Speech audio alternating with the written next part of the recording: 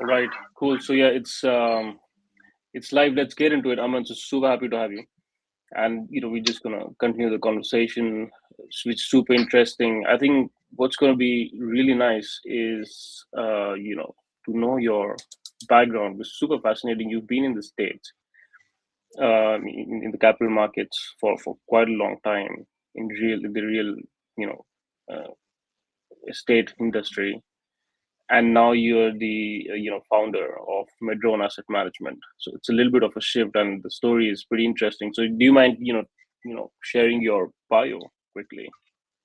Yeah, sure thing. Jazz, thank you for having me on. It's a pleasure.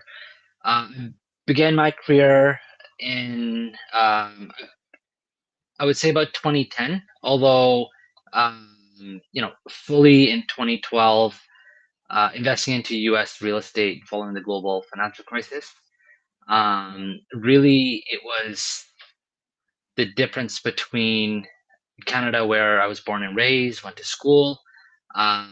Things stayed pretty stable. Our bank stayed stable. Our real estate industry saw a minor correction. Going out to the U.S., where I had a friend of my dad's actually, he was investing into distressed real estate. So I went there on a trip, visited him for a couple of days, and I saw the opportunity immediately. Like every third or fourth home was on foreclosure. Um, you go into some of these areas, call it an hour east of San Francisco. Houses that were 500,000 would be listed for 200,000, and deals would be getting done for 75,000 for a single family home. Portfolios were being sold for even less than that. So it was quite an interesting time. At the time, I was actually trying to fast track and skip investment banking and get into venture capital or private equity. My thought was always, I want to be an entrepreneur. I want to do my own thing. VC and PE will probably give me some knowledge of how investment works, and then I'll go off and do my own shop. It was always like um, not wanting to work for others. So there in like 2012, when I hit full time, uh, that's where I kind of started from the ground up. Um, we started by structuring cross-border vehicles for friends and family capital, investing into single-family home pools, and just a step at a time, having to build a property management business layered on top of that. Um, and then moving on as the cycle changed to um, other asset classes. There was really no strategy at the moment besides, look, the Canadian dollar is at par. It usually trades in the dollar 25 to like most recently in the dollar 30s range. So if nothing else, you're betting on the US dollar coming back. You're getting double digit cap rates from a lot of these assets, which is unheard of. You're buying at a market low. So, okay, if the US never recovers, you're still doing fine. Um, as things progress, we move from single family home pools to multifamily, industrial assets, retail assets, um, moved on to partially built communities. So you have the national builders um, who had to get assets off their books, banks, bonding companies, insurance companies. It was funny. Everybody ended up with assets that they didn't want to hold. They were Hmm.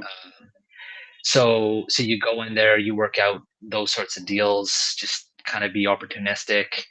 Um, the partially built communities, we started there in the development space, moved on to some land development, some home construction. So I would say the good and the bad of what I did. The good is I've touched every asset class within real estate.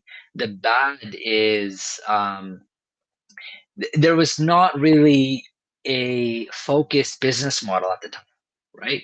So it gives you the knowledge base that you need to really understand real estate. So I would call it like that was my PhD within real estate, um, getting access to hundreds of deals, having to work them out, multiple states, multiple cities, understanding how to set teams up, uh, renovate homes, manage the construction process. Um, but looking back, had we structured a specific strategy, you that's where you hit scale, Right. right? And that's what I'm looking to do today. I I moved back to Canada in 2020 during the pandemic. I was actually coming here for my friend's wedding. So I had gotten engaged at the time. I was like, okay, it's my best friend's wedding. I've known him since we were 5 years old. We'll come for 3 months, and we just ended up staying. We didn't have the intention at the time to stay, and I had to essentially wind down our business in the U.S., turn it into a holding company, um, come up with a new business model in Canada, um, and inevitably turned it into advisory for those that were around me, mainly family offices, sponsors, high net worth individuals. And it was advisory from everything from underwriting, development management, rezoning, just whatever skill sets I had. Um, then I started getting into some of my own equity deals within Canada. Um, and then as this market shifted, equity investment started drying up and everybody wanted to do private credit. And the same family offices that I was working with wanted me to underwrite their private credit deals. And um, some of them had a history of making investments in loans turning out bad because they didn't have a long history within the space. So by bringing me in as an extension of their team, I was able to do different sorts of due diligence that they that they wouldn't have thought of. So it just helps with the downside protection, structuring deals differently, being very selective on what deal, what area, what sponsor, why. Um, yeah, and I guess just coming to the company I'm running today, Maedrone. I guess look, just thanks to you. Previously, I was looking to launch and scale it from a traditional lens where we were already syndicating and investing capital on a deal by deal basis. Our first private credit fund focused on senior debt for commercial real estate is launching later this year.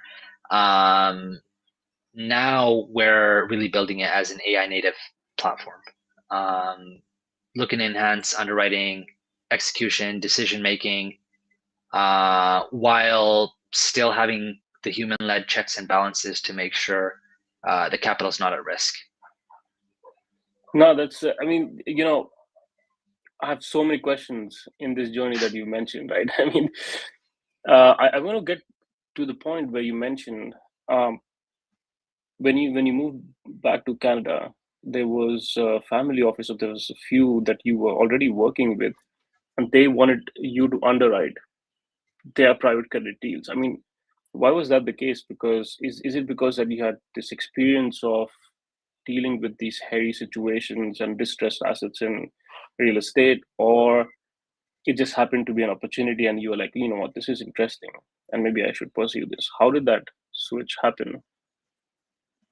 Yeah, that's a good question. I think it was a bit of both. I had built relationships over the years with some of these family offices, sometimes just as friends.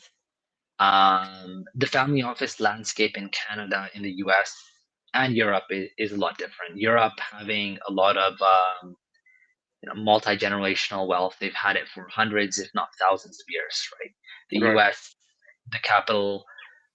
So I would say European family offices, that's kind of the model that everybody looks towards. That's the old wealth model. Um, wealth in US is newer than that. In Canada, it's just very recent. So in the US, you might have family offices with extensive teams being run as an investment platform. They might have 5, Hmm. 10, 15 people on staff. In Canada, that's not the case. The family office industry is still being built today. You might have a founder who's exited their operating company or sold it off to private equity, and they bring on the CFO that they've operated with for the last 20 years. And it might be a two-person firm, or they might bring their children in. They might augment their team with people like myself. So I think some of it has to just do with the fact that that's how the landscape was in Canada. Some of it has to do with the fact that those are the relationships that I had, and then some of it just has to do with um, once people know you've operated within the space and you are already lending your own capital, then they just start to come to you, right? There's no shortage of having put your own capital at risk, whether it be equity, whether it be debt, right? And I did a number of debt deals for projects, and I was including some of these family offices uh, in those same deals. So I think just inevitably they're like, "Hey, can you take a look at this? Hey, can you take a Right. look at that?" It was never. I was not looking to create a business off of it at all. It just you start by taking a look at one deal, then the next deal, then putting together a strategy for a specific family office, and then just on and on it goes, and it snowballs, and you just figure it out as you go, and then now we're layering a business model on top of that. Fascinating. You know, first of all, I think it's not easy to access family offices and multi-family offices and get them to invest capital, because it's a game of trust, right? And it seems like this was a natural transition, and that's always the best case. Now, one thing that comes to mind is, you've seen all these difficult situation and the hard side of distressed assets. Is there something in particular that you learned that lenders and investors almost never experience, that gave you an edge in helping you do what you do today? For sure, yeah. I think I think if you look at I think if you look at private credit, if you look at where most people from private credit have come from, it's the banking world. Usually, I'm only speaking about the real estate side, not Yeah. operating businesses. So we'll just speak about that for a second. Um, they come from the banking world, so they they might have transitioned from an analyst to an associate to a credit officer or origination within a bank.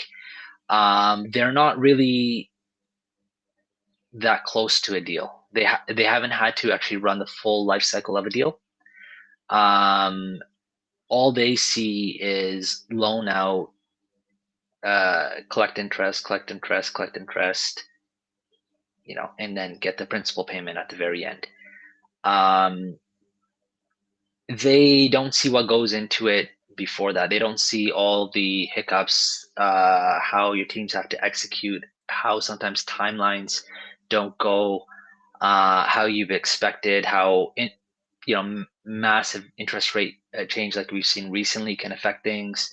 COVID, like I was mid construction on a Oh, couple of wow. assets during COVID, right? So like, how are you handling that when you've got stay-at-home mandates, you've got supply chains breaking? Um, I think lenders, you just can't learn all those things from a textbook. You can't learn it from sitting at a desk at a bank or a private credit shop. You really need to have been through that, problem solved, figured out a way through the end. And um, I also think that's why a lot of private credit shops, they are when the conditions change, when interest rates spike, when people start to default, they're very quick just to call the loan, foreclose on an asset, and try to just move it off the books. Um, and that's not how we operate at all. I think you should do your homework up front, figure out if this is the asset you want to back and the sponsor you want to back, and then you're in it as partners. Like, you are their largest partner in the deal, because Mm. um, in the capital stack, debt will make anywhere from 50 to 90% of that stack. So equity is only small component of it. Yeah. Um, so I think that on the sponsor side, um, again, going back to the start of my career during the financial crisis, a couple of things that come to mind is you're starting your career where some of the smartest companies, largest funds, largest banks are going belly up, having to shift assets off the books, having to sell things 10 cents on the dollar. Um, right. I think that's kind of the thing about, I guess, investing in general. I think each generation is going to have a different take on it, where and when you enter the workforce, what was impacting you at the time. So for me, kind of coming out of that, I had this lens, like, if they got into this situation, they didn't see it coming. How am I any smarter than them? So Mm. um, you can also make a lot of mistakes starting from the bottom, because the market's going up, it's going to cover all of the mistakes that you've made, right? So if you look at it, um, during that period, we we never lost on a deal, right? And I think that has to do with the rigorous underwriting. It had to do with the market appreciating rapidly during that time. Um, but at the same time, just at the back of your mind, you just, again, you're a small team. Everything has to be executed that much better, and your acquisition discipline and the price that you're willing to pay, um, that was probably the most important thing at the time. Um, so I guess, coming back to your question, like, what most lenders never learn is they'll take a look at a deal quickly, um, and not be able to understand the mechanics of it, or who's behind the deal, how they're actually be able to execute on it, or the opposite, when the market's hot, just wanting to put money out.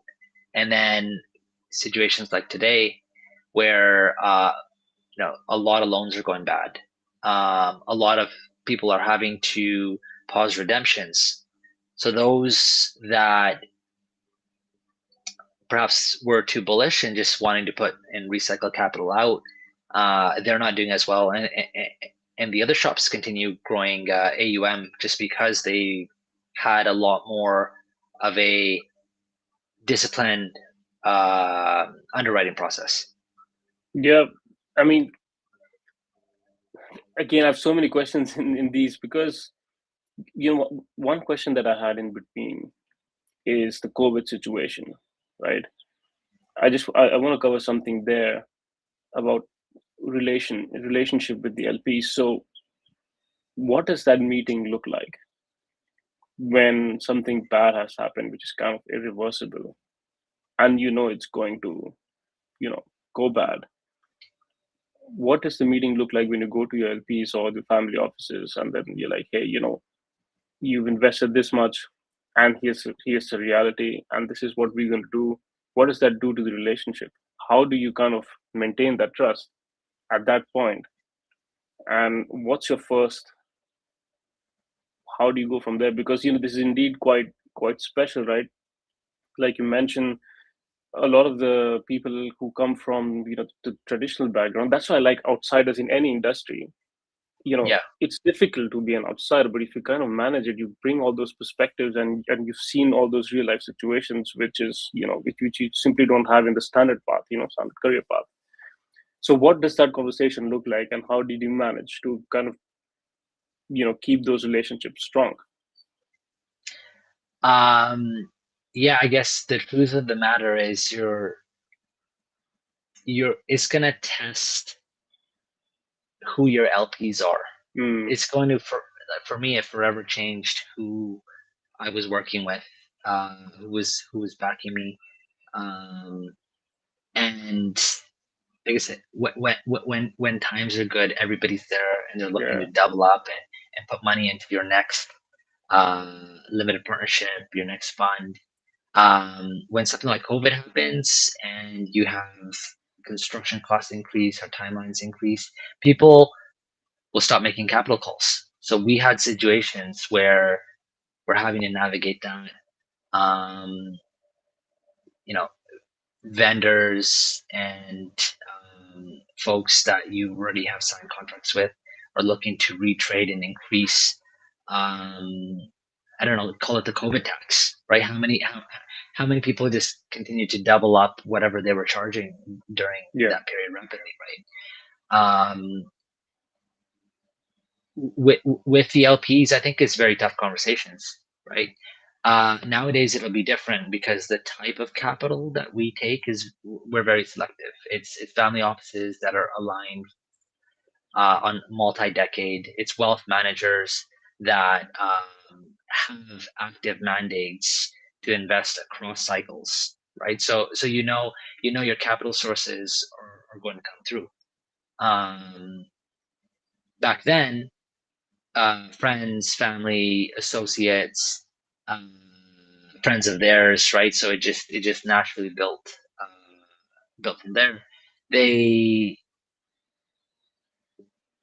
when they see from their eyes, we don't know what direction things can go. They pull back. yeah, So it was actually a situation where there was a couple of key folks who said, regardless of what's going to happen, we'll put some capital in.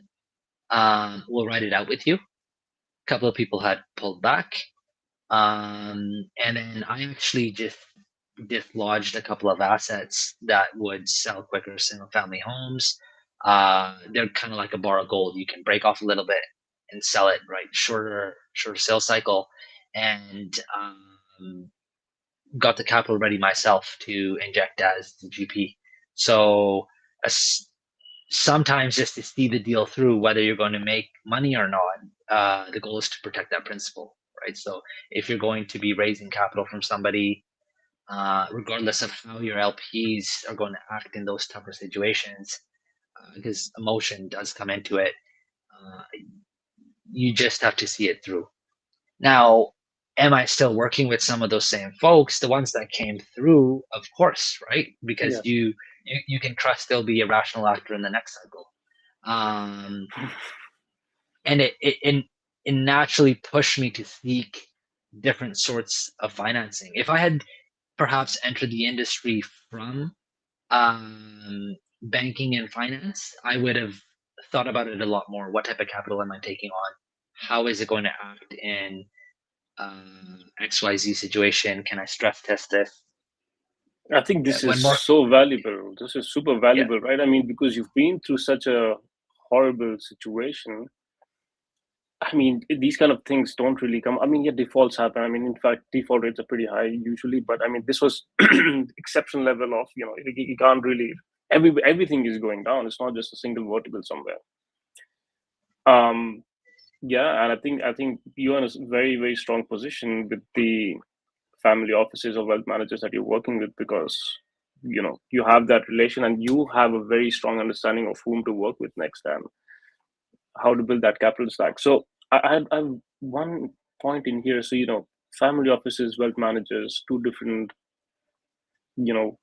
different modus operandi. um I was at a Swiss family office event, and what I picked up there, I mean, that was for energy infrastructure or infrastructure in general. um but I'm seeing more and more family offices moving towards direct investment. rather than going through wealth managers, because they do cost a lot of money. There's a like of course it has pro and cons. Family office then have to do a lot of the management and work themselves. Wealth managers, it's easier. Do you see any shift like this in the conversations that you are having, and with Maedrone, or in the real estate assets that you've seen? Uh, yeah, I would say that's bang on. And I think my lens on it and why I see it is you had family offices be LPs of a project of a fund for a long time, and then they got burnt this cycle, right? They got burnt. When times are good, companies are spending. If you look at real assets, development companies, construction companies, um, so family offices backing them, um, like if they were backing, say, 10 deals, 7 of them might have went bad on the equity side in this last cycle. And then the sponsors are not picking up the calls of the family office. They're not letting them know what's happening. Sometimes they're Yeah. just closing shop. Sometimes they're shifting capital from one asset to the next. I think the idea around direct investing, even though you have to build out the knowledge base, the teams, is just that level of control. I think Yeah. fees are just one side of it. I don't think I think for family offices, fees are a component, tax is a component, but Correct. really it's preservation of that initial capital. And as things go sideways, litigation starts. Now they're spending a lot more of their time litigating to try to preserve their capital. Um, so yeah, I saw it there. I saw it in the private equity side as well. Uh, People wanting to directly source, acquire, and manage companies. You're right. Um, yeah, so I I Um, still think they'll work with managers, but mhm.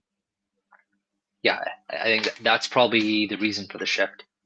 Yeah, I think the transparency and control is a very important factor that I've seen these guys, putting focus on, because they don't really get that transparency. Okay, they've invested the capital, but then how is the asset performing?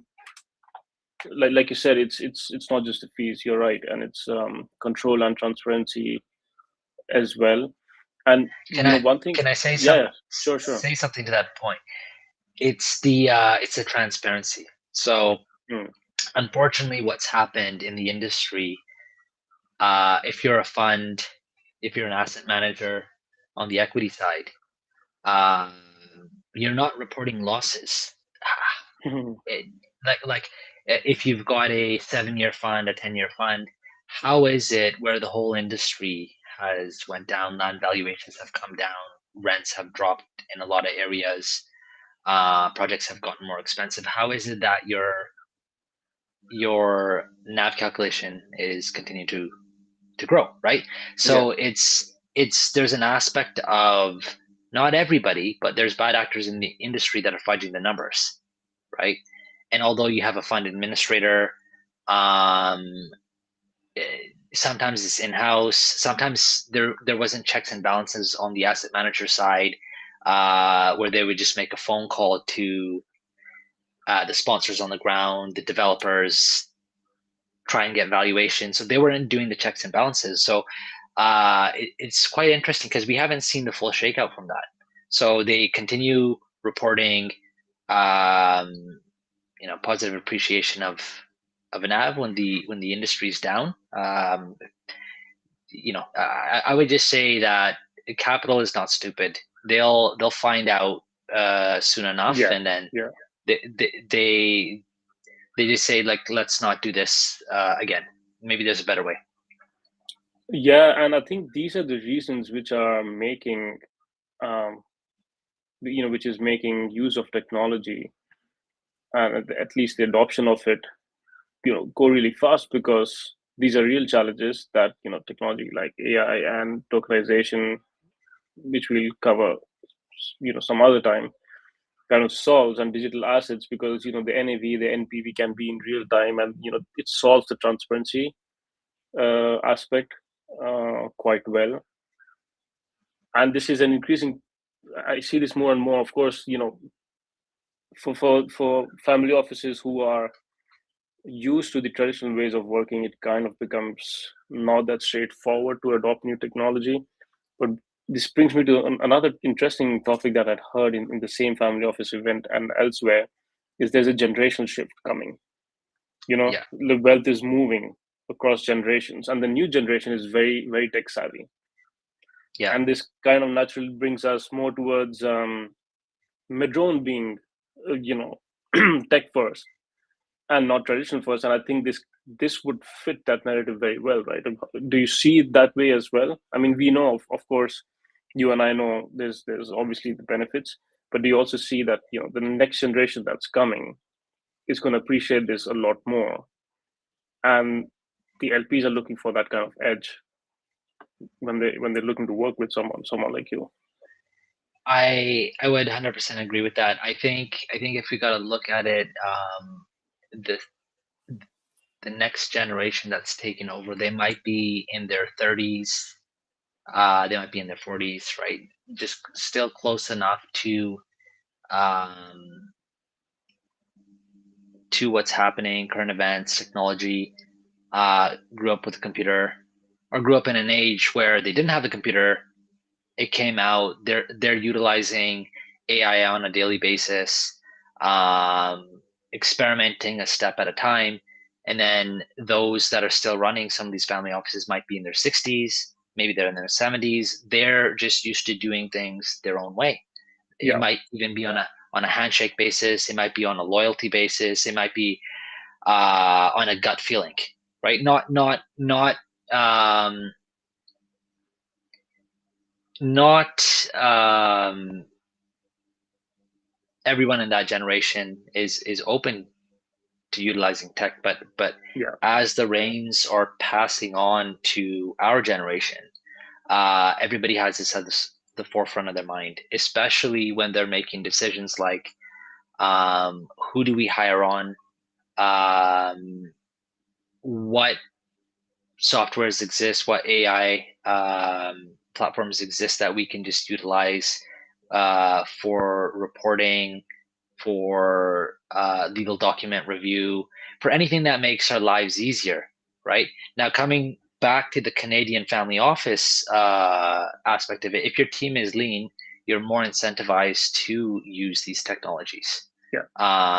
right? It allows you to make quicker decisions, because the humans are still making the decision, but you're able to just rapidly take all the deal flow that you're looking at, summarize it, figure out which ones are a go, and then to be able to do a bit more of a deep dive. So it becomes a bit more of a level playing field with other investment firms or family offices that are larger than you. So um,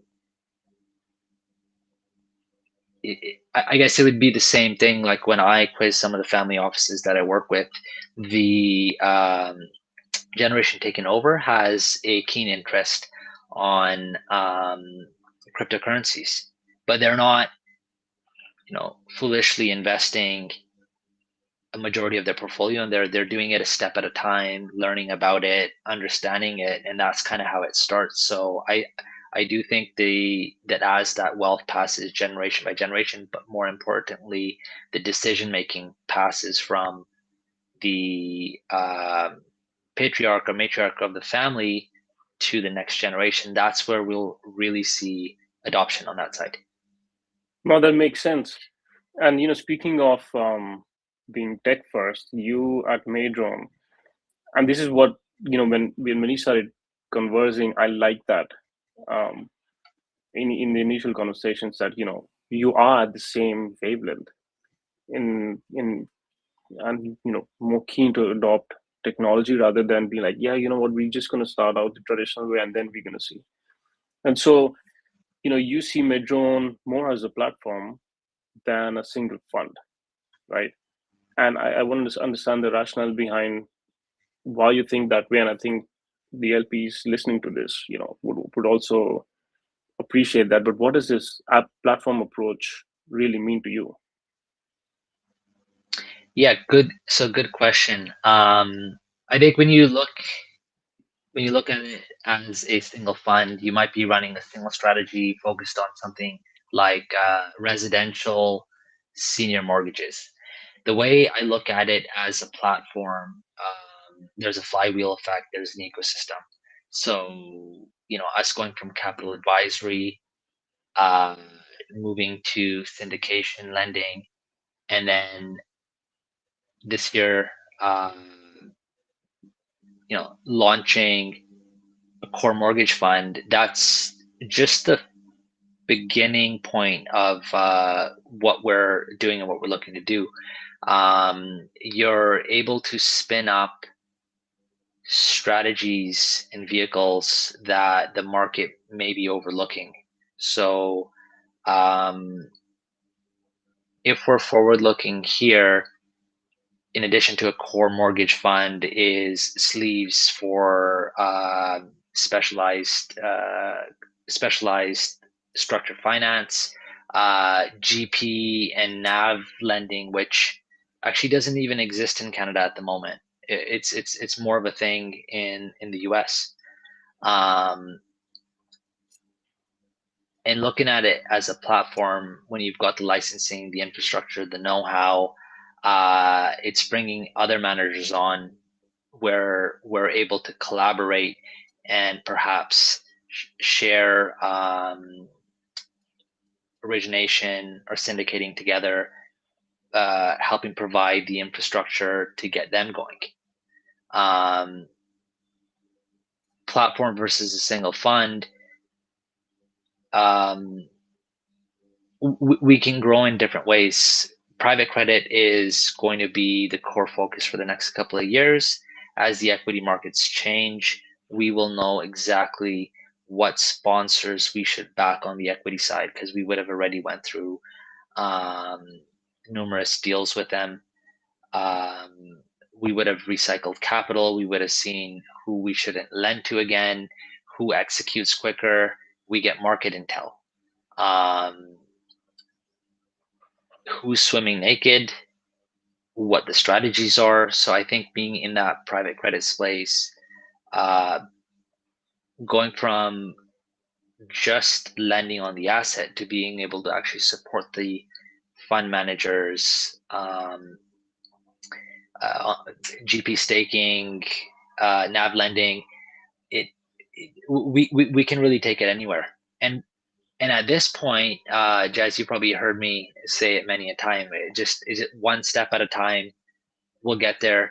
It's more so slowing it down, making sure that we do it right. Um, Thinking about the AI component of it, not going the traditional sense, just for 3 years down the line for us to have to adopt at that time and reinvent our entire business. Um, but yeah, we've got a multi-year plan. Even as we scale our asset management arm of our business, we'll keep the advisory side open, right? Because those Yeah. same advisory clients end up benefiting by either placing capital on the asset management side or benefiting from the capital we can lend uh, to their deals or their funds and that sort of thing. No, that this is a very solid approach. To be honest, so I'm shaking my table. And at this point, I would like to bring up an example. I think I mentioned this before, and I mentioned this in many conversations because it kind of lands very easily. I think there's a lot of value in going step by step, especially if you're building something tech native or tech first. Building that base has a lot of importance, and the reason is, and I take the example of Tesla versus Volkswagen. And I mentioned it before the call started as well when we were chatting. So Tesla is, or let's say Volkswagen was a traditional company, would try to build software into an existing machine. Tesla did the reverse. That's machine built on an existing piece of software in that sense. And what the way it helped them is several years down the line they could still send a software update. you know they could change the way the car behaved. They could make the fuel efficiency of the car go down by 10% by just sending a software update over the air. And this is something Volkswagen, or the likes of Volkswagen, could not simply comprehend. And the reason they were able to do that, because the car was built with a software lens. Yeah. And that's the magic that it did. And I think the same thing is going to happen in the new funds that are being created with that lens.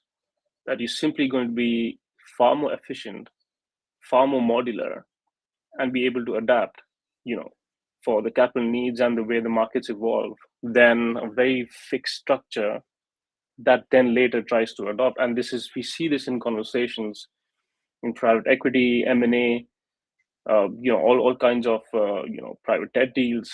And I think, coming back to your point, going step by step has a lot of value. And one thing that resonated very well with you early on, which is, and that was one of the reasons, like, this is going to be a great partnership. um, can you again repeat your vision of what an AI native fund looks like? What is that? What is AI native for you? Because I think this is going to inspire a lot of folk out there who are looking into this technology, and it's a very hot topic right now, right? Anyway, but what does it mean for you to be AI native? Where do you see AI truly bringing that value in underwriting and execution? And where do you see the human element still being dominating and being absolutely essential? I think I was actually having a conversation with a few friends of mine in cybersecurity. Um, we had made a couple of investments into the cybersecurity space. Um, and he was mentioning the company that he works at, where everybody else um, is going to scale by AI, looking to get AI multiples. Their company is implementing it in the very in areas where they can automate, gain efficiency, but they've got white glove human checks and balances thereafter. And I think investment management, asset management, there's a lot of checks and balances needed, compliance, um, where AI can be very helpful is workflow efficiency. Now, I'm only speaking about it today because you asked me the same question 6 months from now, a year from now, I might have a completely different answer because Yeah. uh, that's how rapidly things are changing. Right now, where I see it is document ingestion, analysis, consistency, speed. Um, Getting a review of an investment memo might take an analyst and associate together, perhaps a week to put together. Um, Schedule every week or 2 weeks the credit committee to take a look at it. There's going to be a first pass, maybe a week or two. There's going to be a second pass. So it can take a month or two for a deal to fund. Now, where I see AI coming in is speeding that up, getting it to a point where it's ready at every essential point for the human to review, give it a green light, and move it on to the next part of the team.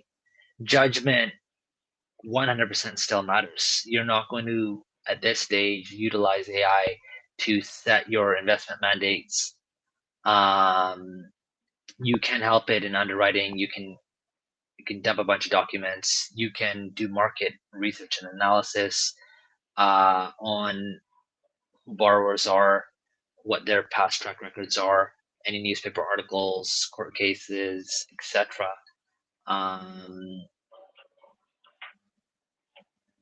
it can help you somewhat on the structuring side, and I think It's just a tool to augment human decision making.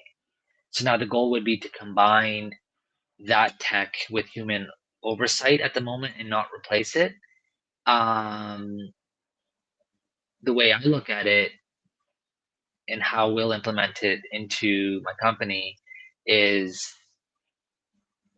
it'll allow us as a lean team to operate at a higher level. So a legacy company that's been around for a while, that's got a massive headcount, that takes a very long time to make decisions or respond to how markets are changing. We should be able to iterate and adapt quicker. We'll likely win out on opportunities just because we'll be able to fund quicker than the next private credit manager. So um, I think in due time the entire industry will adopt it, but the Yeah. first movers can really only be new entrants into the market, folks that actually understand the technology, um, and want to invest the time with companies as such as yours to actually start to learn about it, create a custom credit operating system, um, and yeah, leave it to the leave it to the experts like yourself and your team to essentially um, navigate this together, partner, and scale. Yeah, absolutely. I fully agree with this. And one thing you mentioned a few seconds ago is the first movers. I'm actually seeing surprisingly some of the really big guys, the big guns of asset management, waking up to this, create new teams, and try to build that in. And there's a certain company in Europe, is one of the largest asset managers, and they implemented AI in a like fully AI operated division.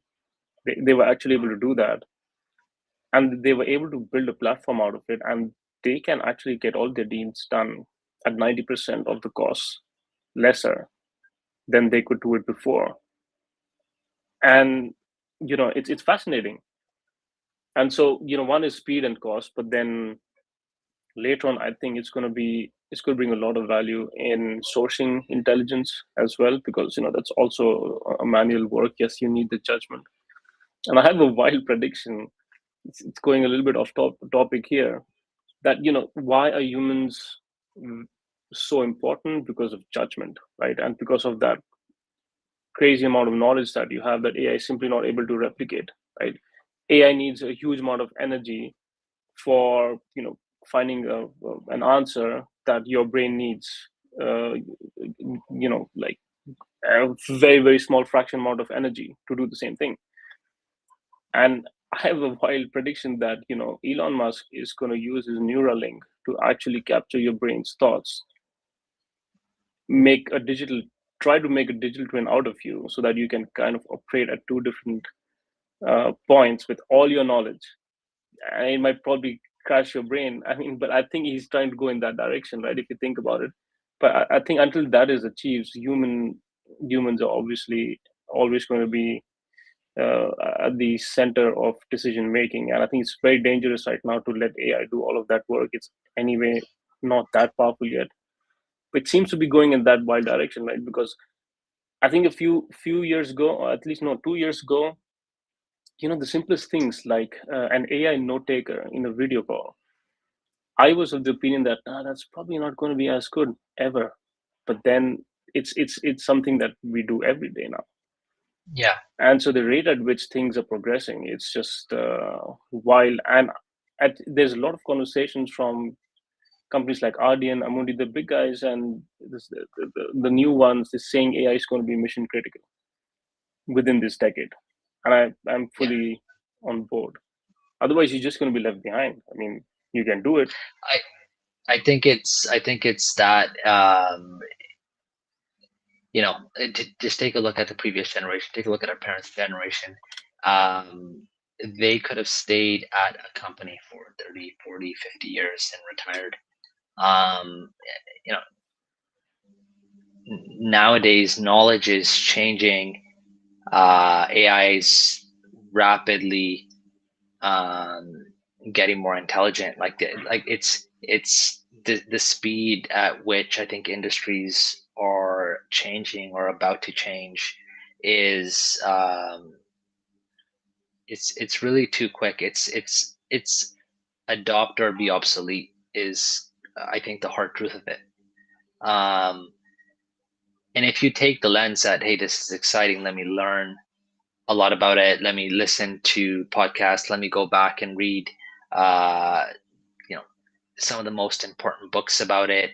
um, I think it just starts with curiosity. Just surround yourself with that knowledge. Eventually you'll be having conversations like this, and and it can spark a different path. Yeah, yeah, absolutely. I mean, it's very urgent in my opinion, because just simply because of the rate at which AI capability is changing. I mean, there's like billions and trillions of dollars being invested. It's gonna create an effect, very soon. But I mean, coming back to a conversation, I mean, this is absolutely interesting, and I think if you position yourself this way,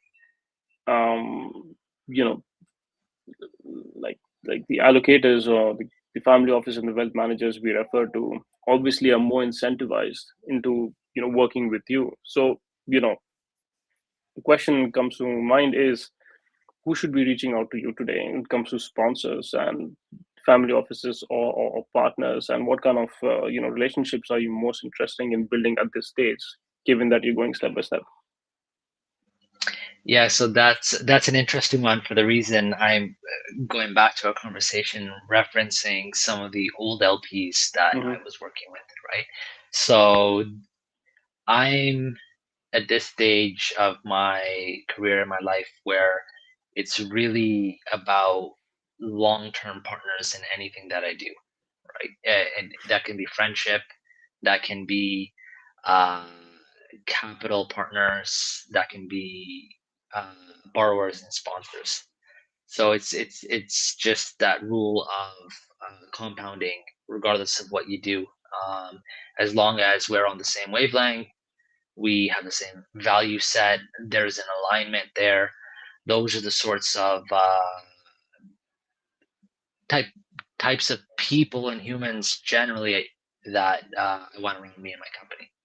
So specifically, um, just speaking at each one of those is just very experienced sponsors who have done this time and time again, who want to look for a single source of um, debt capital. And as long as we buy into the sponsor, we can buy into what they're doing, right? And looking at it after that on a deal by deal basis becomes a lot easier because we already know and understand them. We spent the time up front uh, doing that and investing into each other, and then we can make decisions a lot quicker. Same goes for the family offices, really getting to know them. What is driving them? What are they ambitious about? What's the most important things to them? um,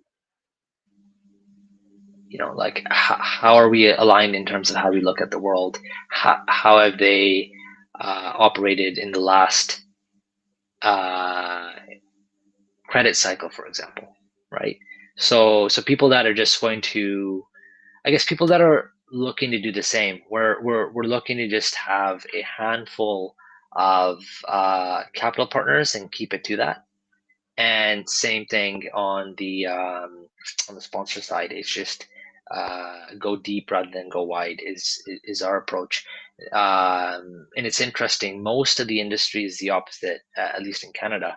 They launch what's called a mortgage investment corporation.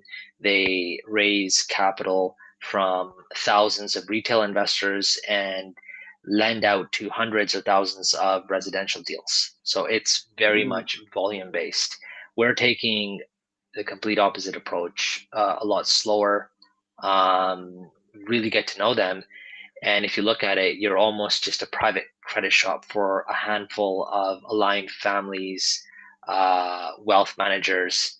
Um, it's not that we're not open for everyone. It's that we just want to ensure that anybody we take on, there's a call it a mutual interview process, right? So just take and spend that time to see where they're headed and where you're headed, and figure out if that aligns.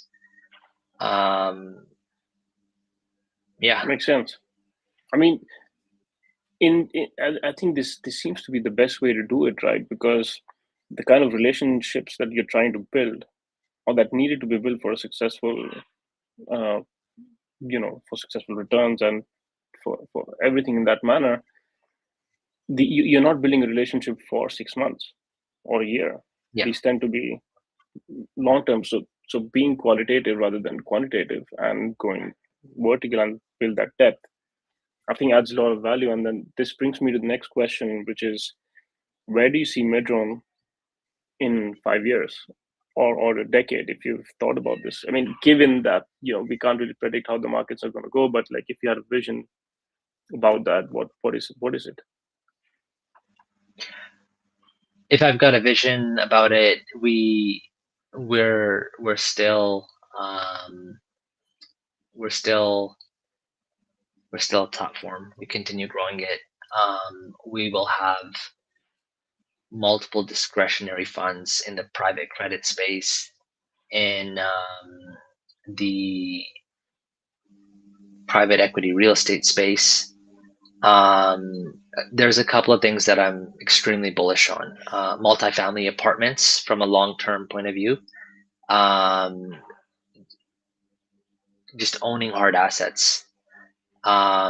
So I think the way I look at it, most of the vehicles that will drive our AUM will be evergreen vehicles. They'll be they won't have a fixed date. It won't be we're doing a credit fund for 5 years, 7 years, 10 years. It'll just be open, scale the assets under management. But the verticals that we will be playing in, if we take a look at what is our playbook, um, private credit for real estate, private equity for real estate, making acquisitions of operating companies that are within the space. Um, I always reference the term sticky capital. So there's Yeah, going to be a consolidation of firms within the space. If you're less than 100 million assets under management, I believe the compliance and infrastructure costs are going to kill the business. So that'll be an opportunity for a platform like ours to continue acquiring good books of business and management companies, um, wealth management companies. So just verticals that just help support that long-term patient sticky capital will definitely be playing in that space. Will be a real assets platform first and foremost, and besides that, um, we haven't thought through going multi-fund, multi-strategy much. I think we really just want to own this real asset space. It's what I know. It's what I like. It's what I build expertise in. Um, when it comes to our own family's capital, I think we'll play in other things outside of real estate. But I think when it comes from an institutional management perspective, we're just going to get better and better within this space. got it. Fascinating. Yeah, I mean, um, and this also actually brings me to the next question. So you've now mentioned this is where you see Metro. Do you see any macro trends happening in the next years or maybe this year? Like, are there things that you think are going to break or make the markets? Is there something that you think is going to go boom or something's going to go bust?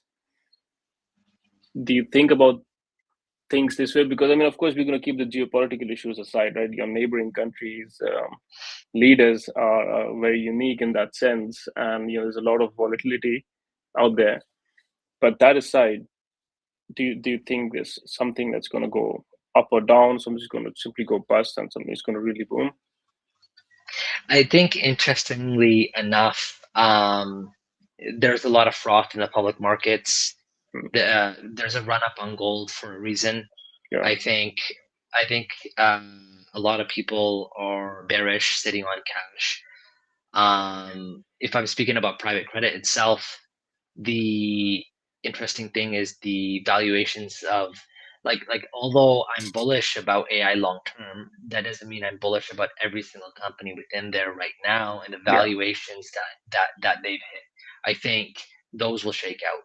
And Yeah. how does that impact everything else? Because let's just say there's other private credit managers that are lending to these same companies, but they're also lending to real estate. So I think there will be a bit of a reckoning. There will be a bit of a shakeout, um, in terms of companies just raising money off the fact that, hey, we're AI embedded this, we're AI Yeah. native that, right? So um, massive consolidation will probably happen at that point. Um, Speaking about Canada itself, um, I think the biggest thing is it it's hard to say where things are headed, but we used to bring in a million plus immigrants every single year, which is significant, and we've pumped the brakes on that. Australia's pumped the brakes on the same thing. New Zealand's pumped the brakes on it. The UK and the US are having the same conversations. Um, when it comes to real assets, this is what's driving a lot of um, appreciation, rent growth, um, new projects coming online. That coupled with um, interest rates not going as low as people had expected, so that impacting refinancings. Um, I guess those are the core themes that I would say, and those are the core things that we're thinking about. Uh, there's also a foreign buyers ban. For Mhm. another year, foreign foreign investors can't invest into Canada. They're taxed higher on Interesting. property transfer tax, those sorts of things. Um, so depending on government policy, it could really spike a market in either direction. So I think federal policy will dictate a lot more than we're going to be given it credit for. Yeah, I mean they've always tried to um, guide the markets. I mean, and they obviously affect the markets. The policies are kind of important as well.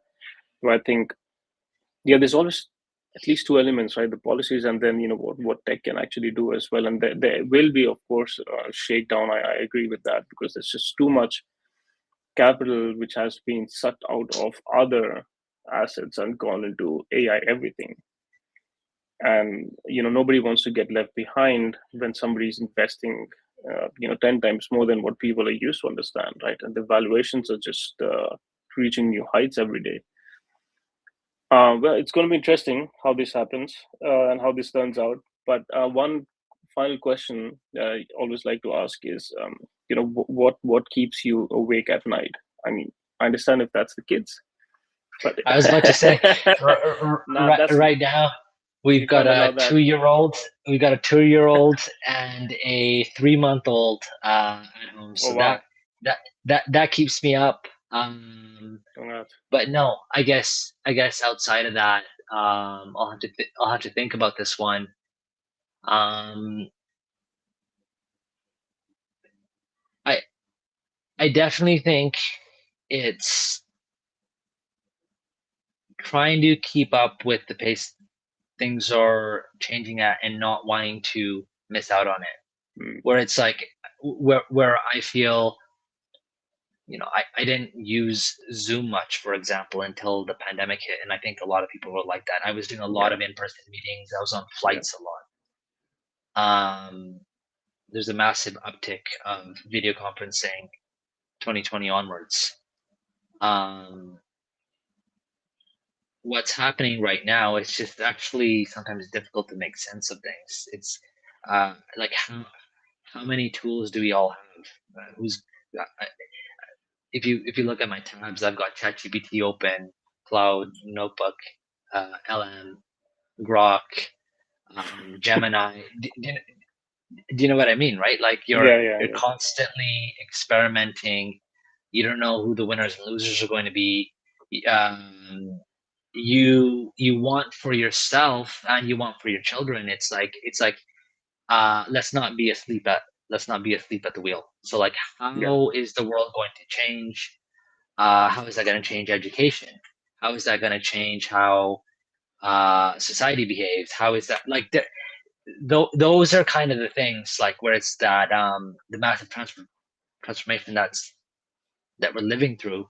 That's probably what really keeps me at night, and what puts me to sleep is, after that you just want to clear your mind, meditate, go for a walk in nature, um, just reconnect with the fundamentals correct. Yeah, of life, right? It's like put the technology away for uh, a day or half a day and just go and do something, be a human for a bit, and um, it, it all works out in the end.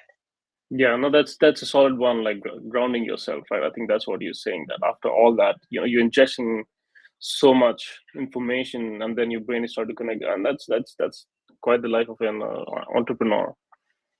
And then you then trying to make sense of things, and then sometimes you're like, shit, I can't fall asleep. But then you just go, you get back to the basics and fundamentals, right? You touch a tree, or I don't know, you just breathe in nice air in a small forest somewhere, and you kind of feel relaxed. That's a good answer, actually, and I can relate to that as well.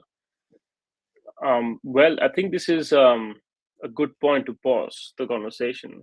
I mean, I think we can do a lot more of these and go deeper into all these topics that we've touched. But it was really nice, you know, chatting at length about these things for an hour. We usually keep on talking more, and we've got a lot of work to do now. Um, but yeah, I think I look forward for the next ones soon, and we'll go deeper, and we keep moving forward. That sounds good, Jazz. Thank you again for having me on, and excited to just grow our partnership together. Wonderful. All right, Aman. Then let's wrap it up and see you next time.